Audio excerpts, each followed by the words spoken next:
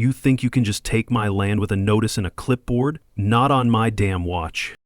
That's what I said, out loud, to nobody, standing there on the gravel driveway, fists clenched, a crumpled yellow letter fluttering in my hand like it had a death wish. The thing was stapled right to my gate, said something about easement rights, non-compliance, and other HOA crap I didn't bother finishing. It might as well have said, "We're coming for your ranch. Hope you don't fight back." Well, they were dead wrong about that. Name's Cal Whitaker. I was raised on this land. My daddy built Dust Creek Hollow from nothing but sweat, scar tissue, and calluses, and now some over-perfumed committee clowns think they're gonna carve it up like it's part of their country club? Not a chance.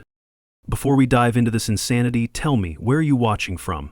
Drop it in the comments, and trust me, you do not want to blink, because by the end of this, you'll know exactly why those HOA bastards never should have stepped onto my land. Watch till the end, because you won't believe how I made them run.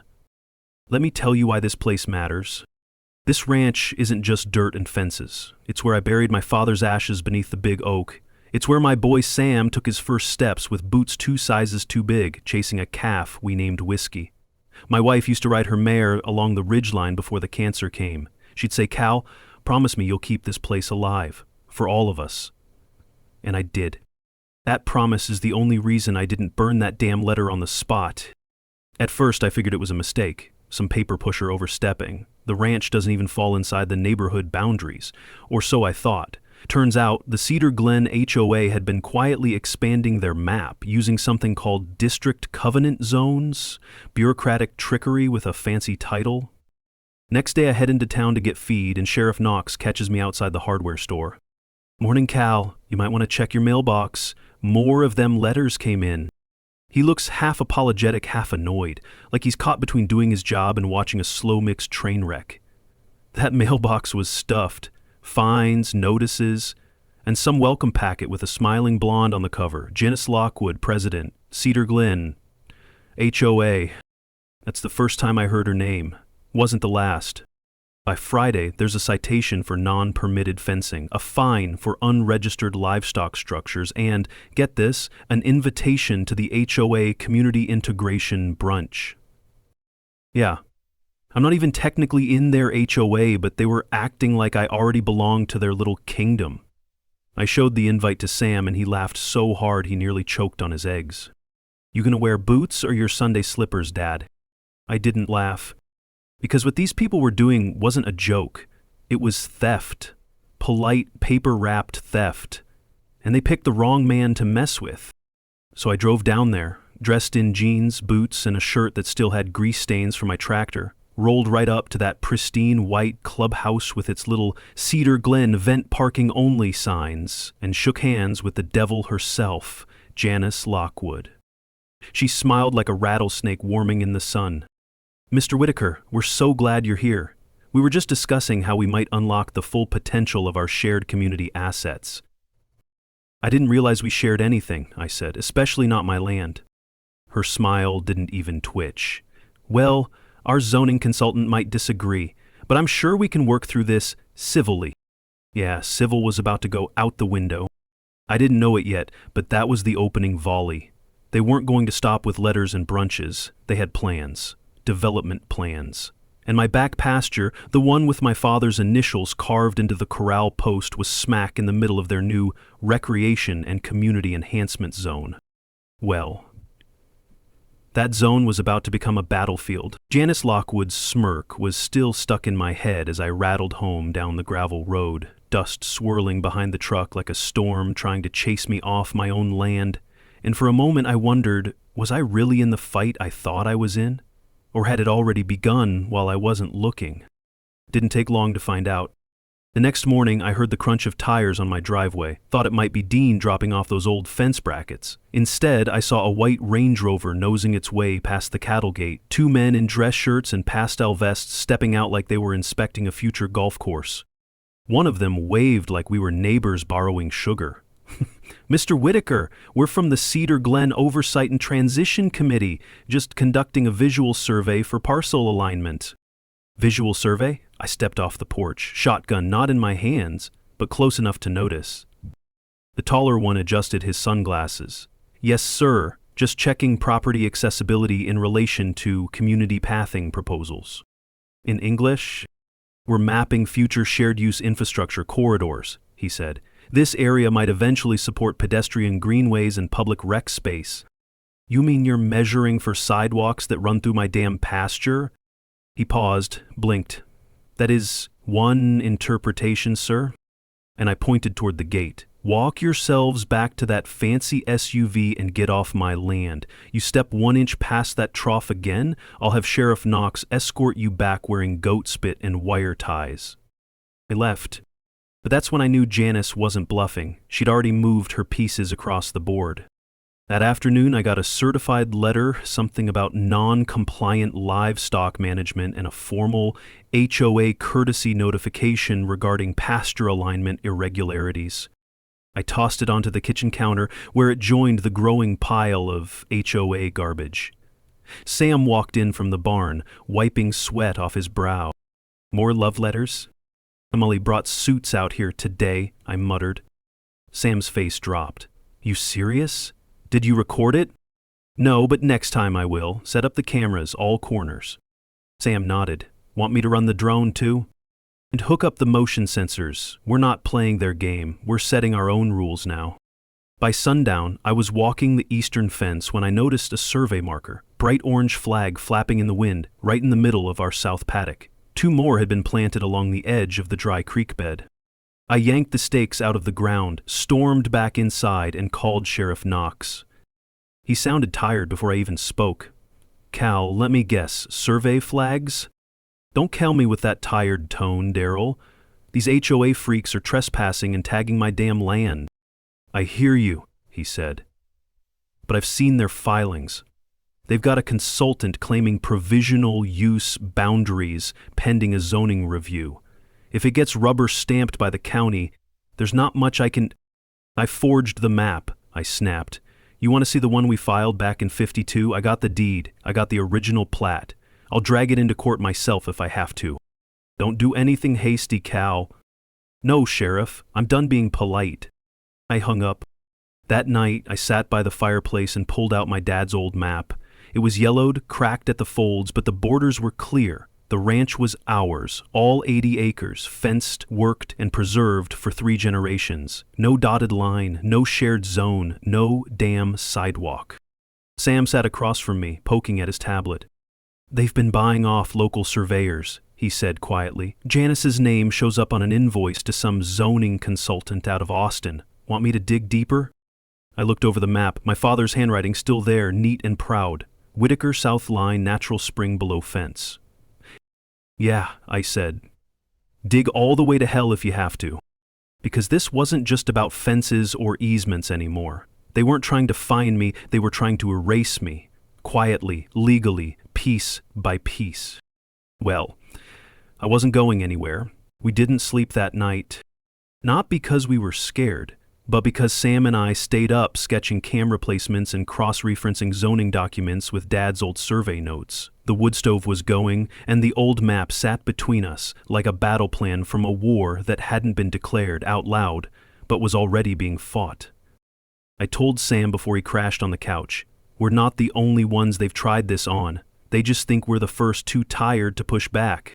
I woke at dawn to something worse than a legal notice. Silence. No morning cowbell clang, no hoof scraping, no snorting from the low pasture. I threw on my boots and bolted for the barn. The east gate was open, wide, and the barbed wire running along the tree line was clipped like someone took bolt cutters to it. And every one of our cows, every single one, was gone. Panic kicked in. I shouted for Sam, grabbed my truck keys, and sped down the gravel toward the backwoods. About a mile out, I spotted them. Dozens of them, huddled in the edge of the dry creek, confused, scattered, and nearly trampling one another. 3 calves were caught up in the mesquite, one limping. One of them had blood on its flank from scraping the barbed remains of a corner fence post that used to mark the southern edge. Took us 2 hours, 2 salt blocks, and a bag of sweet feed to bring them back up the ridge. I wasn't saying much, and neither was Sam. But the angrier I got, the quieter he got. That's when I knew we were thinking the same thing. This wasn't random. We got back to the gate and saw it for what it really was, deliberate. A clean, sharp cut on the fence line. No fray, no rust, fresh tracks in the soil, and a single orange stake just outside the boundary with a pink ribbon flapping in the wind. I took it out of the dirt and snapped it in half. "Sam," I said, "get the footage."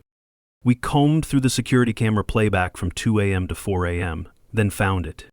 3 figures in reflective vests, one holding a flashlight, another using long shears. Their truck parked just out of frame. They weren't kids, they were adults. Organized, confident. One of them even wore a name badge. And the worst part?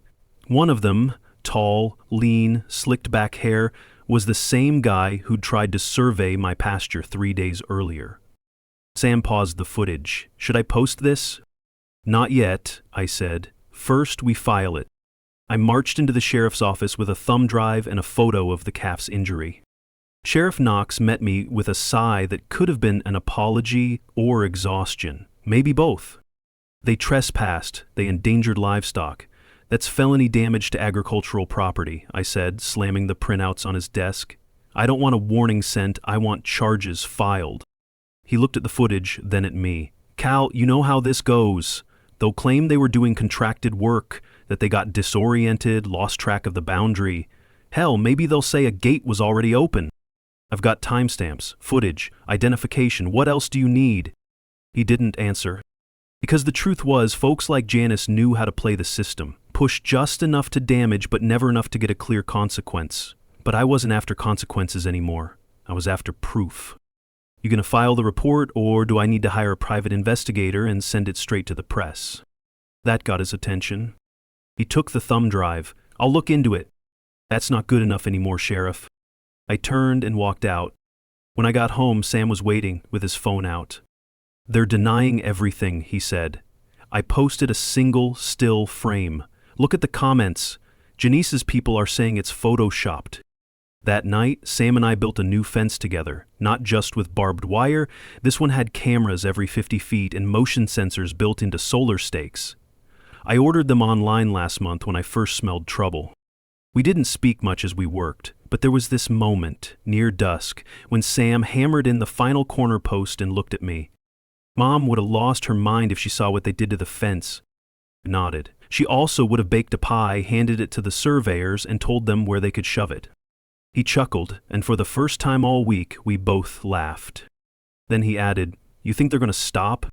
I shook my head. "They're only just getting started." And neither were we. The next morning, I called Dean Carver, my old buddy who used to run mapping surveys before he retired. I asked him to meet me on the north edge of the property with whatever old maps and boundary filings he had. "You sound fired up, Cal. Emily touched my dad's pasture, they scared my livestock, and now they're spreading lies online." Bean whistled. "I'll bring the originals. You want me to call the county recorder too?" "Oh yeah, I want eyes on this, lots of them." Because I'd realized something, Janice and her crew weren't just after land. They were after quiet surrender. They wanted me to feel outnumbered, outbudgeted, outplayed. And maybe I was. But they forgot one thing. I don't fold. Not for fences, not for fines, and not for a bunch of smug paper pushers who think a ranch is just an investment waiting to be flipped. Let them come. Dean met me at the north boundary just after sunrise. His truck rattled up with a coffee thermos in one hand and a cardboard tube in the other. I pulled the original plats from '52 and the 1983 county overlay. "You were right, Cal, your line runs clean. Their expansion map's a complete joke." We rolled the documents out over the hood of his truck. The lines were crisp, black ink faded at the corners. Dean tapped the boundary near the dry creek. "This right here, it's registered federal livestock land. They can't legally develop past it unless they buy. And there's no record of a purchase. Which means..." "They're bluffing," I finished. "They're using fake filings to pressure me out." Dean nodded grimly. "Pressure's one word for it." I snapped photos of the maps, thanked him, and headed into town. The next HOA board meeting was that evening, and this time I wasn't showing up unarmed. I walked into that pristine little community hall wearing the same boots I'd used to rebuild the fence last week, dirt still clinging to the soles. The place smelled like lemon polish and smug entitlement. There were maybe 24 people seated, most in neatly pressed shirts and suburban sandals, sipping from HOA-branded water bottles. And right up front, perched behind a sleek table like she was chairing a Senate committee, was Janice Lockwood. She smiled as I walked in. "Mr. Whitaker, I don't believe you're on tonight's agenda." I held up the rolled-up deed. "I think you'll want to make time." Roger Dempsey, seated to her right in a pink Oxford and khakis, leaned in. "If you're not a member of Cedar Glen HOA, we can't permit open-floor commentary." "So, I'm not a member," I said, loud enough for the room to turn. A ripple of side glances. Janice's eyes narrowed, but she kept the smile. "Technically, Mr. Whitaker falls within our District Covenant Provisional Review Zone, which gives him certain guest privileges. Then I'll take my guest privilege and speak." I laid the old plats on the table, turning them for the board to see. "This is the 1952 registered deed. Here's the 1983 overlay. And this," I pointed to a screen on the wall as Sam, sitting in the back, hit a remote, "is your current HOA expansion map. It contradicts both filings. Your claims are fraudulent." Janice tilted her head. "We prefer the term contingent reallocation." The room tensed. "That a new word for stealing?" I asked. Roger coughed into his sleeve. Lila Portman, the treasurer, tried to defuse things by reading the next agenda item. "Proposal to develop a community resource pavilion, Southern Pasture Entry Point." That did it. I stepped back. "That entry point is my family's land. The pasture where my father's ashes are buried. You're not putting a damn pavilion there." "You may submit a grievance," Janice said coolly, "but we've secured provisional approval from our zoning liaison." "Then get ready for the grievance of your lives," I said, "and maybe a court summons." I turned and walked out to the sound of fake coughs and shuffling feet. Sam followed me, eyebrows raised. "Well, you weren't boring," he said. "They're not going to listen, not here. They've stacked this board with yes-men and paper shields." "So what now?" "Now we go higher. I want every approval document, every correspondence. I want their zoning guy's name." Sam smiled. "Public records request?" "Exactly. And while we wait, we're going to tell everyone what they're trying to do." Because that's what Janice didn't get. She thought I was some out-of-touch rancher with calloused hands and no plan. What she didn't realize was that every time she pushed me, she made the fight bigger than just me. She made it personal. And now, I was going to make it public. The day after that farce of a meeting, Sam and I sat in front of his laptop, loading up the county's public records portal while sipping reheated coffee like we were preparing for battle. The HOA wasn't just playing dirty, they were playing deep.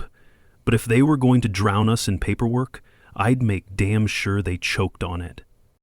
"Look at this," Sam said, scrolling through a zoning application time-stamped 2 months prior.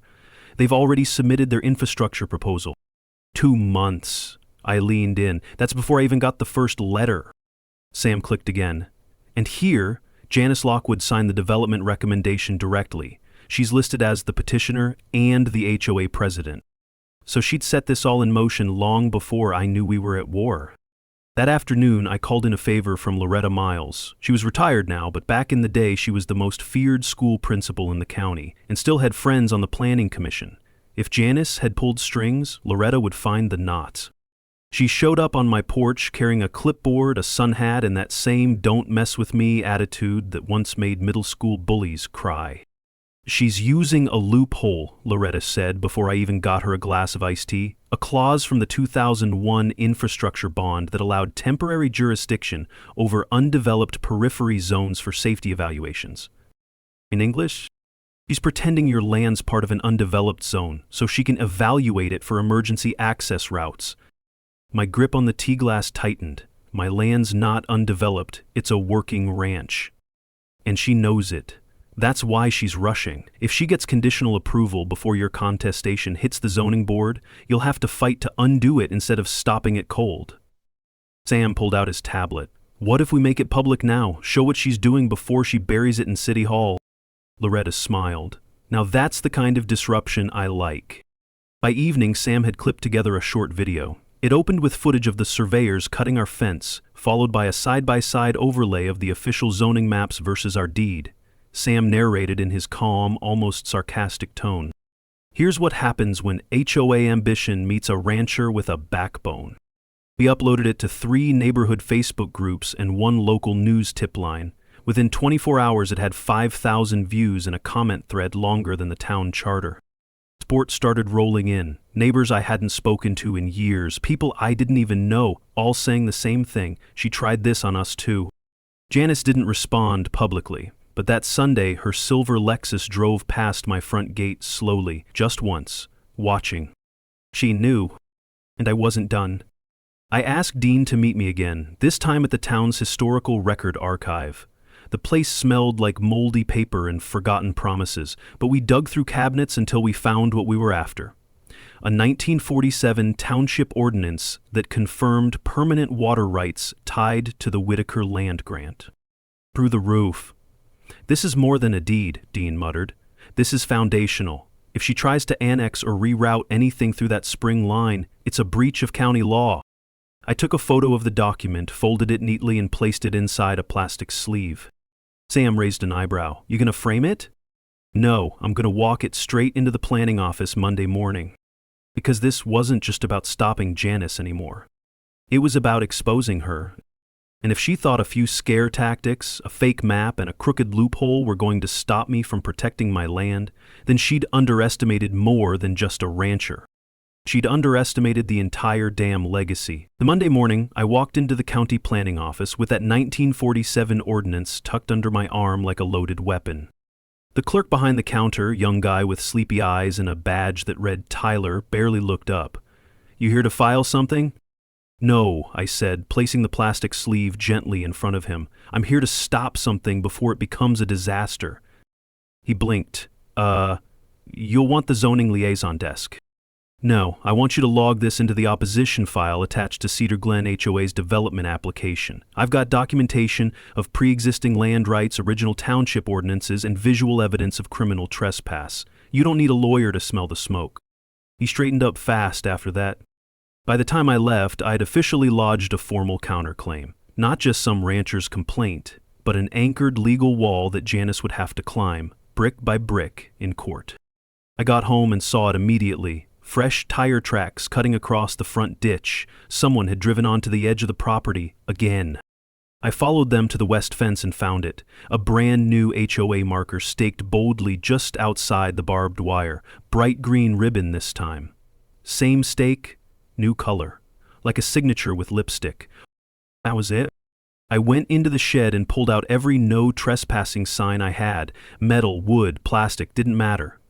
Sam helped me install motion sensor floodlights on the east and west fence lines, then printed out laminated notices with bold legal citations. I pounded the first sign into the dirt near the spring. Sam handed me the next one. "You think they'll take the hint?" "No," I said, "but they're going to see what pushback really looks like." That night, the camera picked up movement just past midnight. 3 figures. Same reflective vests, same sneaky pace. This time, when the motion light snapped on, they froze like raccoons caught red-handed. The speakers Sam rigged kicked in automatically. "You are trespassing on private land. This incident is being recorded and has been logged for legal action." They scattered like roaches. Next morning, a fine arrived in the mail. Violation of community visual aesthetic standards. It included a blurry photo of my no trespassing sign, circled in red with a sticky note that read, "Please remove immediately to maintain neighborhood harmony." Neighborhood harmony? They broke my fence, they scared my livestock, they tried to redraw my land like it was a coloring book, and now they were crying about a sign? Sam shook his head. "They're not even hiding the hypocrisy anymore." "They won't have to," I muttered. "They think we're just holding the line, but we're not." I pulled out my phone and typed up a letter, short, sharp, and cold. Then I printed 4 copies, sealed them, and sent them by certified mail. Cease and desist. Any further attempt to access, survey, or mark my property without written consent will result in legal prosecution for trespass, property damage, and harassment. Calvin Whitaker, owner, Dust Creek Hollow. Sam leaned over my shoulder. "You're officially on record as a threat." I smirked. "Good. Let them flinch for once." We spent the rest of the afternoon trenching cable for another row of cameras and drafting a timeline of every HOA contact, visit, and violation. Sam built a spreadsheet with links, timestamps, quotes, even screenshots of the Facebook denials. It wasn't just retaliation anymore. It was a case. The irony, Janice had wanted my pasture for a community pavilion, a place for residents to gather, share, and relax. Instead, she created a fortress. And I was its damn architect. By the end of the week, Dust Creek Hollow looked less like a ranch and more like a fortress with soul.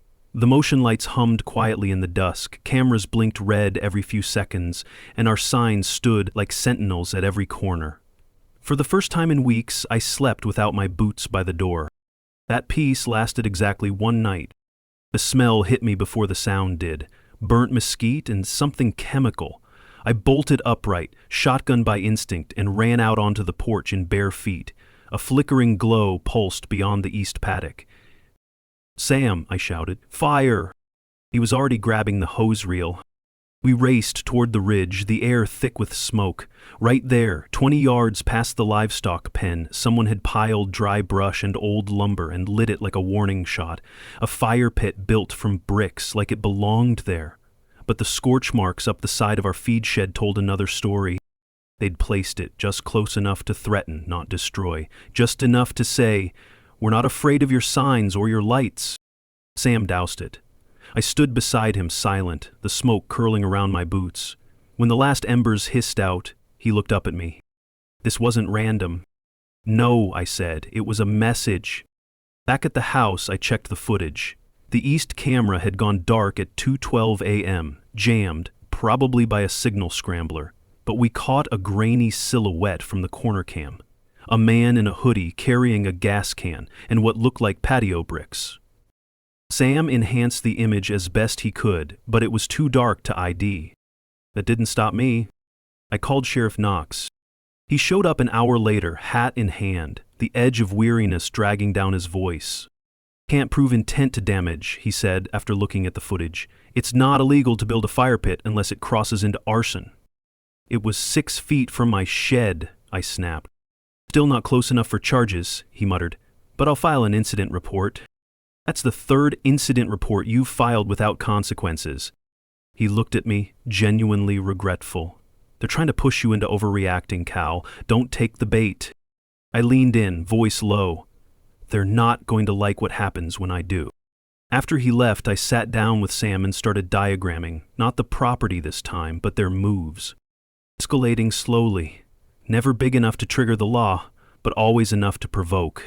Sam nodded. "You think they want us to swing first?" "No," I said. "They want me to snap and lose everything, get labeled as aggressive, unstable. Then, they win by default." "No, what do we do?" I stared at the fire pit photo, then pointed at it. We flipped the script. That afternoon, I rebuilt the pit.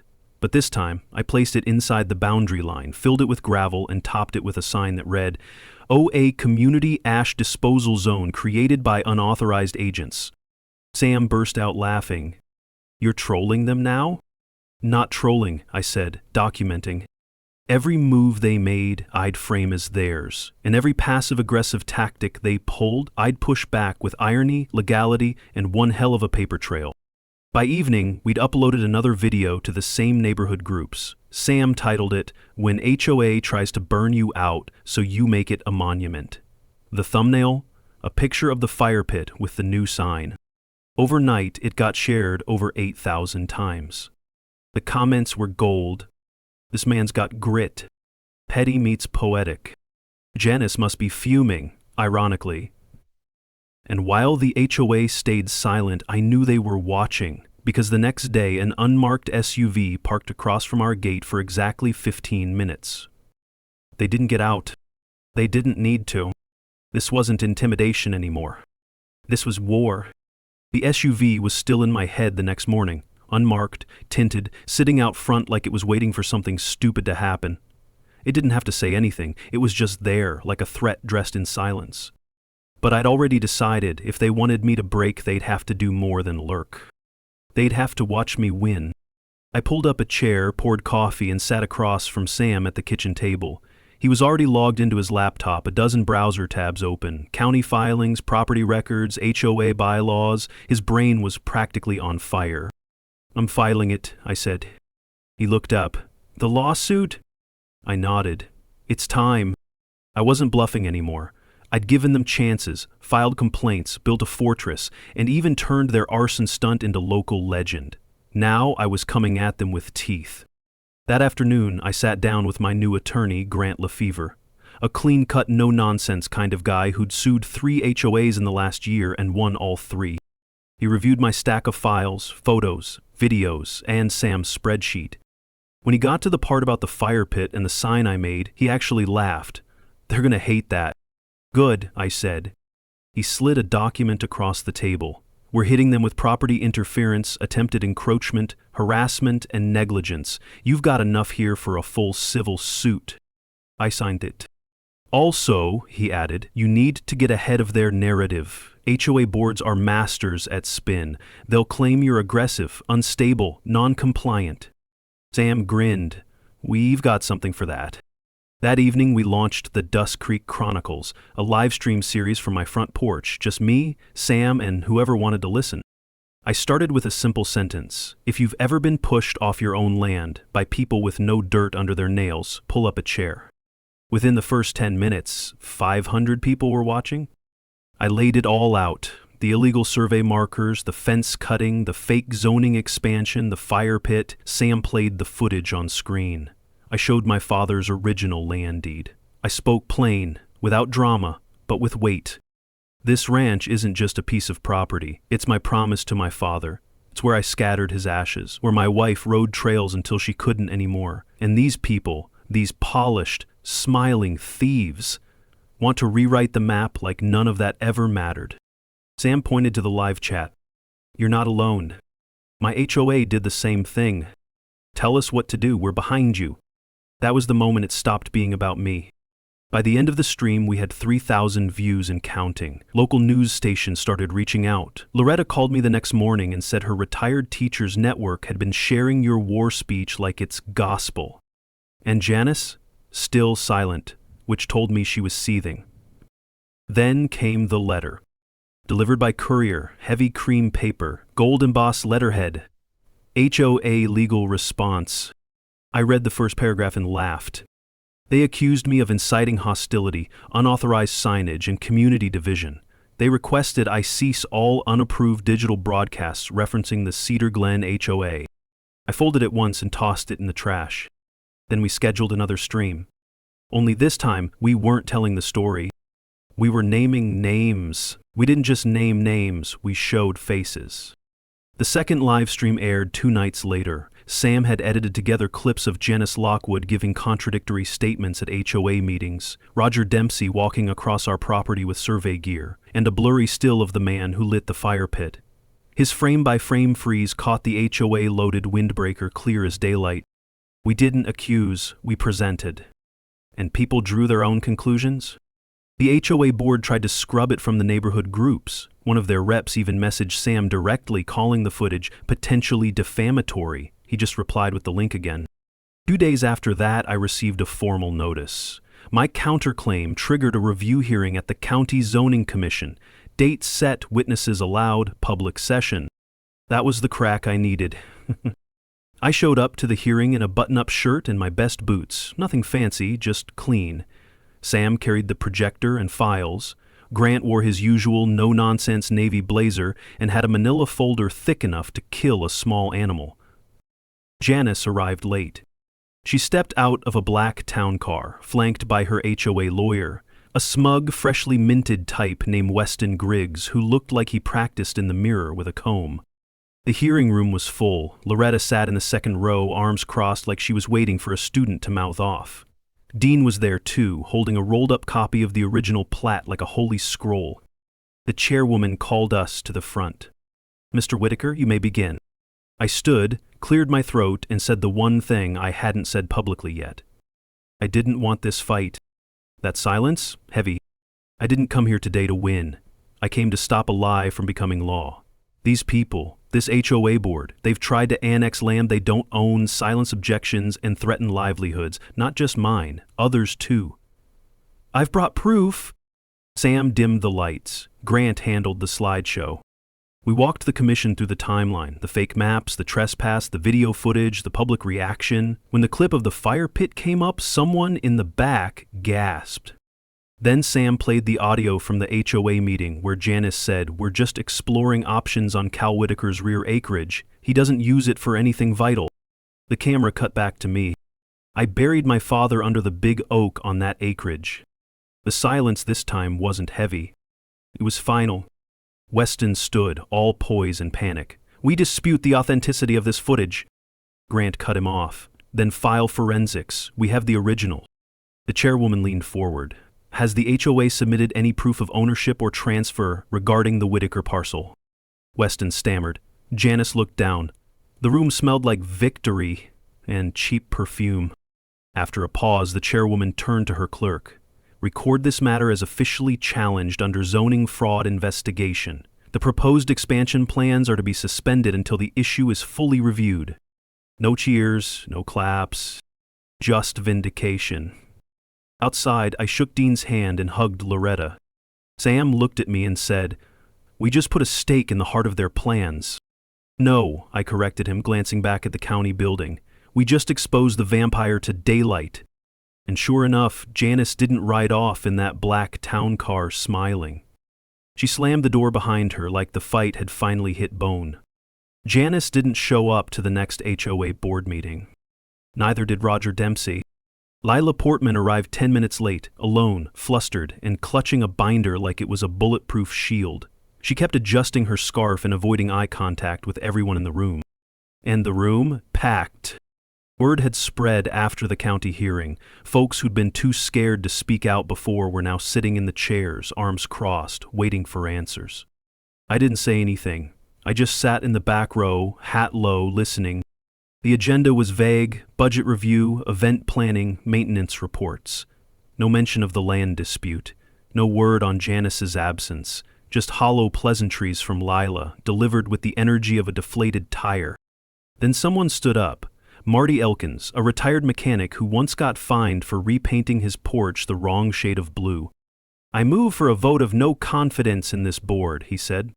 Murmurs. Lila blinked. "Excuse me?" "You heard me," Marty said. "You fined me $300, 0 cents for paint. You tried to annex a man's land. And you've spent 3 years running this neighborhood like a private club." More murmurs, this time louder. "I second that motion," said Loretta from across the room, smiling like it was her birthday.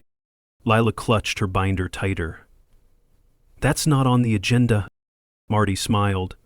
"Didn't stop Janice from sneaking Cal's land onto a zoning application." That was it. A full-blown mutiny erupted, neighbors standing, shouting, citing their own grievances. Misuse of funds, hidden fines, forged approvals. Someone even waved a printout of our live stream and yelled, "This is why people don't trust you." Sam whispered beside me, "You seeing this?" "Watching history," I said. Within 20 minutes, the board had adjourned in chaos. Lila fled through a side door. No official votes were cast, but it didn't matter. The power was gone. Respect had walked out weeks ago. Now the illusion collapsed. Later that night, I got an email. Subject line, "Roger Dempsey resignation letter, effective immediately." The body was 3 lines long, no apology, no explanation. Just gone. The next day, Sam showed me a listing on Zillow. Janice's house, up for sale, full asking price. Description said motivated seller. "Think she's skipping town?" he asked. I think the spotlight burned hotter than she expected. We walked the fence that evening, the sky dipped in orange, no stakes, no new ribbons, just open field and quiet wind. "I didn't think it'd fall apart that fast," Sam said. "Power built on fear usually does," I told him. "You take away the fear, all that's left is paperwork and excuses." We stopped by the fire pit, still standing, still ironic. I looked at it differently now. It wasn't just a symbol of what they tried to burn down. It had become a monument to what they couldn't touch. Sam read my mind. "You think we won?" I paused. "No," I said. "Not yet. But we turned the tide." The HOA wasn't dead, not officially, but its fangs had been pulled. The lawsuit was still active, the hearing still under review, and Janice? Well, she hadn't shown her face in days. But what mattered wasn't just her silence. It was everyone else's voice. People were talking again, asking questions, demanding change. For once, I didn't have to yell to be heard. And Dust Creek Hollow? It still stood, fence line unbroken, ashes cold.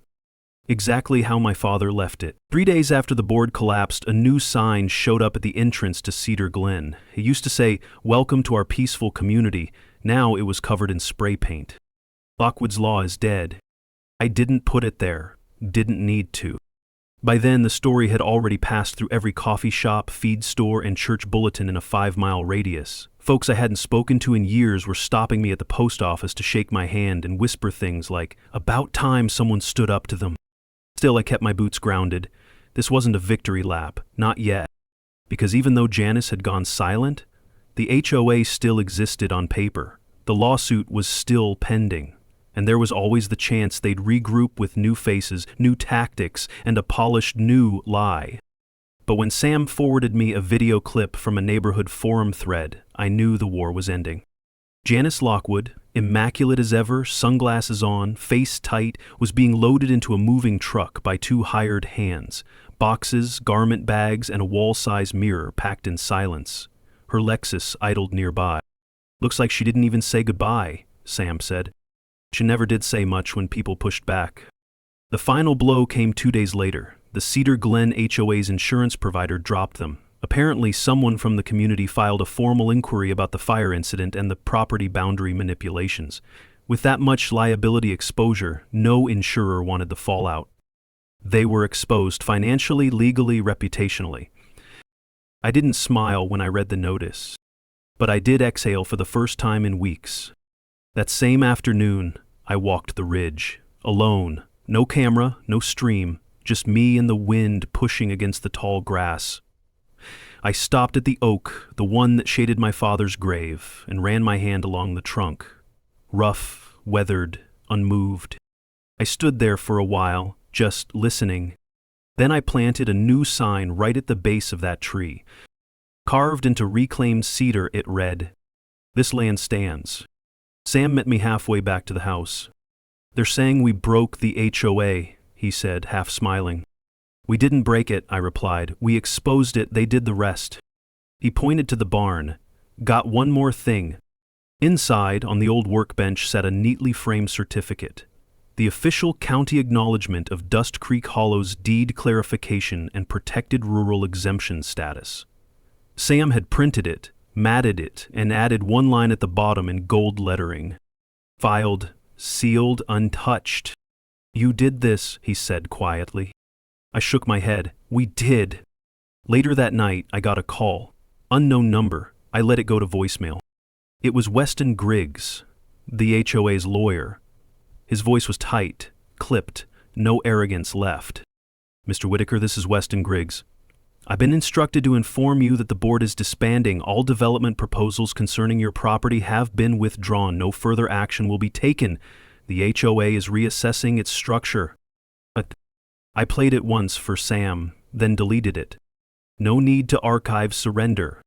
That evening we sat by the fire pit, the same one they'd tried to weaponize. Sam tossed in dry mesquite, and I poured 2 glasses of bourbon. "To Dust Creek Hollow," he said. I raised my glass. To not budging. Spring came late that year. The kind of spring where the grass doesn't just grow, it rises defiantly. The ridge was green again, and the wind felt less like a warning and more like a breath. Sam and I were back to building fence the old way. Slow, deliberate, cedar posts dug in by hand. No rush, no watchers, no letters in the mailbox. Just the creak of the wire, the steady knock of the post driver, and the land reclaiming its silence. "This spot's where they first cut the line, isn't it?" Sam asked, wiping sweat off his brow. I nodded. "Right here. Funny, isn't it? They tried to break us with boundaries, now we're reinforcing the ones that matter." He smiled, shaking his head. "You turned this place into a fortress." I looked out at the pasture, the oak tree in the distance, the fire pit standing like a joke no one could erase. Not a fortress, I said, a reminder. We finished up before sundown. Sam rode ahead to the house while I lingered behind, one hand on the new post, the other tucked in my jacket. The air was thick with that post-rain scent. Clean, unbothered. A good day, not because something happened, but because nothing did. That's when I knew we'd really won. Not when Janice fled, not when the board collapsed, not even when Weston Griggs's voicemail admitted defeat. No, real victory is when peace stops feeling like an intermission and starts feeling like home again. Later that night, I sat on the porch, boots up on the railing, bourbon in hand. The stars came out slow but proud. Over in the barn, Sam was tinkering with a solar upgrade, humming low. The house was quiet, our kind of quiet. I pulled out the original deed, ran my fingers along the edges, yellowed and frayed like it'd been through the same battles I had. I didn't frame it, didn't hang it. Some things don't belong behind glass, they belong in the soil. This land didn't give me anything easily. It gave me hard mornings, cracked hands, and the kind of silence that forces you to think longer than you should. But it also gave me roots. And when the polished paper tyrants came to rewrite my story, it gave me something else. A reason to fight back. And maybe that's what I want you to hear tonight. Maybe your HOA didn't build a fire pit on your property or forge a map behind your back. Maybe they just slapped you with a fine for a flower pot or threatened you for repainting your mailbox. But let me tell you something. Every quiet injustice they try to bury is counting on your silence. And you don't owe them a damn word of it. So, if you're watching this while staring down your own version of Janice Lockwood, remember, you don't need to yell, you don't need to swing first. You just need to stand. Because when you hold the line long enough, they're the ones who start backing up. And if you've got a story like mine, hell, even if it's just getting started, drop a comment below and tell me where you're fighting from. You're not alone anymore. The tide turned here, and it can turn for you too.